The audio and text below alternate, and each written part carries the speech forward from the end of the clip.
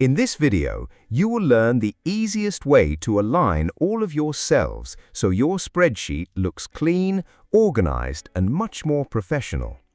First, select all the cells you want to format. If you want to select your entire data range quickly, click the first cell, then hold the Shift key and click the last cell in your data. You can also press CTRL+A to select all the cells in the current data range. Once everything is highlighted, right-click anywhere in the selected area and choose Format Cells. In the Format Cells window, click the Alignment tab. Under the horizontal drop-down menu, choose Center if you want all of your text and numbers to be centered from left to right. If you also want the content to be centered from top to bottom inside each cell, go to the vertical drop-down menu and choose Center as well. Then click OK.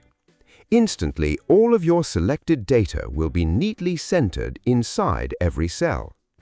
If you only want to change the alignment without opening the Format Cells window, you can also use the alignment buttons in the Home tab on the Excel ribbon. But the Format Cells option gives you more control over both horizontal and vertical alignment.